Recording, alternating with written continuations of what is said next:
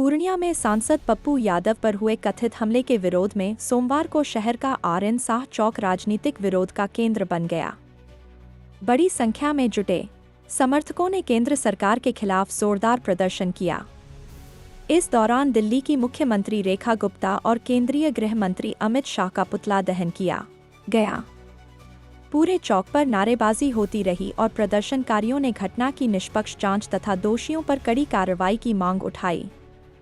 प्रदर्शन के दौरान माहौल उस समय और गर्म हो गया जब राजेश यादव ने बीजेपी पर तीखा हमला बोला। उन्होंने कहा, भगवा गमछा किसी की जागीर नहीं है, किसी की बपौती नहीं है। भगवा त्याग, तपस्या और सनातन संस्कृति का प्रतीक है। इसे कोई राजनीतिक दल अपनी निजी पहचान नहीं बना सकता। उन्होंने आरोप लगाया कि भगवा के नाम पर राजनीति की जा रही है और जनता सब देख रही है। राजेश यादव ने यह भी कहा कि सांसद पप्पू यादव पर हुआ कथित हमला केवल एक व्यक्ति पर हमला नहीं, बल्कि लोकतांत्रिक मूल्यों पर हमला है। उन्होंने कहा कि अगर दोषियों के खिलाफ जल्द और सख्त कार्रवाई नहीं हुई तो आंदोलन को और तेज किया जाएगा तथा लोकतांत्रिक तरीके से व्यापक विरोध प्रदर्शन किए जाएंगे। प्रदर्शनकारियों ने हाथों में तख्तियां और झंडे लेकर केंद्र सरकार के खिलाफ नारे लगाए। आर.एन. शाह चौक पर कुछ देर तक राजनीतिक माहौल पूरी तरह गरमाया रहा। कानून व्यवस्था बनाए रखने के लिए पुलिस बल मौके पर तैनात रहा और पूरे घटनाक्रम पर नजर रखी गई। अब इस प्रदर्शन को लेकर जिले की राजनीति भी गर्म हो गई है। एक ओर समर्थक कार्रवाई की मांग पर अड़े हैं, तो दूसरी ओर राजेश यादव के बयान ने राजनीतिक बहस को और तेज कर दिया है।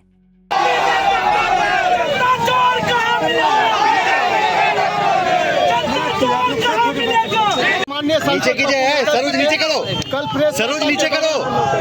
ये सरकार के गुंडे जो अमित शाह सरोज नीचे करना भाई, नाक के अंदर जा रहा है यार। हत्या की कोशिश की गई है।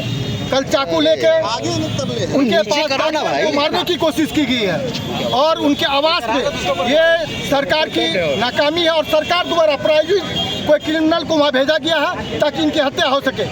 हम सरकार से मांग करते हैं कि आप पप्पू यादव की सुरक्षा बढ़ाइए और इनको सुरक्षित कीजिए, नहीं तो बिहार में पूरा जलेगा। आज पूर्णिया में हम लोग ने एक पुतला दहन करके सरकार को एक पैगाम दिया है कि आप जागो, आप अभी भी नहीं जागे हो। आपने इसका त्याग पत्र ले लिया, प्रधान जी का त्याग पत्र लिया। हम लोगों ने शुरू से कहा था कि आप लीजिए, कितने बच्चे बच जाते यदि प्रधान का इस्तीफा पहले हो जाता, कितने बच्चे नहीं मरते। आपने जो किया वो लेट किया। अभी हमारे सांसद को मारने की साजिश हो रही है। हम इतना सरकार से मांग करते हैं, उनको सुरक्षा दीजिए, नहीं तो इससे बड़ा आंदोलन पूर्णिया में होगा और पूरे बिहार में होगा। हम लोग सनातनी हैं और ये भगवा गमछा किसी के बपोती और जागीर में नहीं है। हम लोग इस भारतीय का एक अधिकार है, एक सनातनी का अधिकार है। आज ये भगवा गमछा सभी धर्म के लिए, हिंदू हो, मुसलमान हो, सिख हो, ईसाई, सभी ने लेकर पप्पूवादी बनकर ये पैगाम देने का काम किया कि ये जो भाजपा और आरएसएस की सरकार है वो कहती है कि भगवा हमारा जागीर है, उसको मुंह तोड़ जवाब देने के लिए आज पप्पू यादव और कांग्रेस के समर्थकों और जिलाध्यक्ष के नेतृत्व में ये भगवा धारण करके आए हैं। और अमित शाह और ये बिहार की सरकार और केंद्र की सरकार को बताने चाहते हैं, चेतावनी के साथ कहना चाहते हैं कि जिस तरह से कल माननीय सांसद पप्पू यादव के साथ यहाँ कुछ गुंडे, सफेद पोस्ट गुंडा जो भाजपा के कार्यकर्ता थे और पप्पू यादव के प्रेस कॉन्फ्रेंस में उसके आवास पर जाके हत्या करने की साजिश रचाई है, इसका निष्पक्ष और वो जो दो लोग थे वो यूपी के रहने वाले हैं और यूपी के सीएम के साथ और डिप्टी सीएम के साथ उनका फोटो दिखा गया है और इसकी जांच होनी चाहिए। अगर हमारे नेता पर, घर पूर्णिया के बेटा पर किसी तरह से अत्याचार होगा, किसी तरह से थोड़ा सी भी बाल बांका हुआ तो पूर्णिया नहीं पूरे देश में आग लगेगा। पप्पू यादव, एक पप्पू यादव एक भगवा पहन के आए हैं और तुम्हारी पुलिस में इतनी ताकत है तो हम लोग पर एफआईआर करके दिखाओ। एक लोग जो है भगवा धारण करके आया है और अमित शाह और दिल्ली के मुख्यमंत्री का पुतला दहन किया गया है और इसकी निष्पक्ष जांच हो और पप्पू यादव पर जो एफआईआर दर्ज हुआ है उसे वापस किया जाए और उसकी सुरक्षा को बढ़ाया जाए। धन्यवाद। स्वागत बधाई देते हैं कि न्यूज़ को आप सभी लोगों ने कवरेज करने के लिए आए हैं। मैं ये बोलना चाहता हूँ, पूर्णिया के लोकप्रिय सांसद माननीय पप्पू यादव गरीब की आवाज़, दलित की आवाज़, नौजवानों की आवाज़, युवाओं की आवाज़ और हर घर के आवाज़ बन के पूरे भारतवर्ष में वो उभरे हैं। वो जो उभरे हैं इससे भाजपा के लोगों में काफ़ी खलबलाहट है। भाजपा के लोग काफ़ी परेशान हैं कि ये आवाज़ को दबाना है। तो मैं भाजपा के लोगों को ये बताना चाहते हैं, पप्पू यादव वो शक्ति है, वो हस्ती है कि एक युवा नौजवानों के दिल के धड़कन बन चुके हैं। उनकी आवाज़ को दबाना आपका नहीं, पूरे देश के भाजपा मिलकर लगेंगे, फिर भी आप उसका आवाज़ नहीं दबा सकेंगे। अब हमारा कहना है, सांसद पप्पू यादव जी भगवा कलर पहन के गए, उसके लिए उनके पत्नी के घर पे, बच्चों के घर पे और उनकी हत्या करने की साजिश भाजपा के द्वारा किया गया। जो उनके घर पे जाके भाजपा के लोगों ने चाकू लेके हत्या करने की कोशिश की। तो हमारा कहना है भाजपा सरकार से, ये लोकतंत्र का हत्या है, ये लोकतंत्र का अधिकार है सांसद को और पूरे भारतवर्ष को अपनी बात विरोध करके दर्ज कर सकते हैं। मैं बताना चाहता हूँ, ये भगवा कलर जो है, ये भगवा कलर पूरे भारतवर्ष के हिंदू का है, ये भगवा कलर पूरे भारत के मुसलमानों का है, ये पूरे भारत के सिख का, ईसाई का है, हर एक भारत में जीने वाले लोगों का ये भगवा कलर है।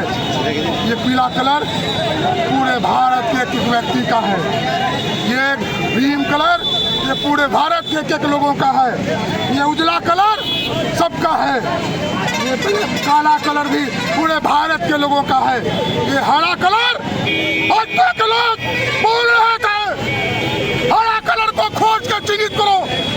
मैं उसे निकम्मे लोगों को बताना चाहता हूँ, ये हरा कलर भी किसी के बाप का नहीं, ये सबके देश के बाप का कलर है।